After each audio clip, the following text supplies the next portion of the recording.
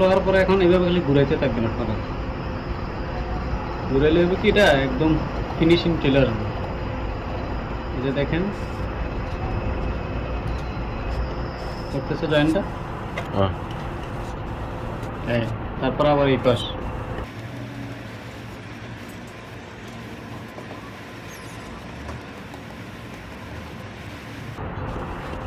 দেখছেন।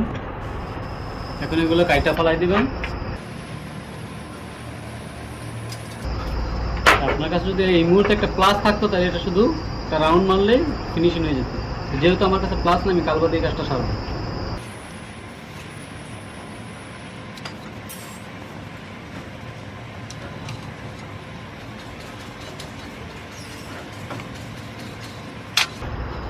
একদম এখন জয়েন আর আমার কাজ শেষ। দেখেন হাত চালাইতেছে কিন্তু হাতে কিছু হয় নাই। এখন এটা টাপ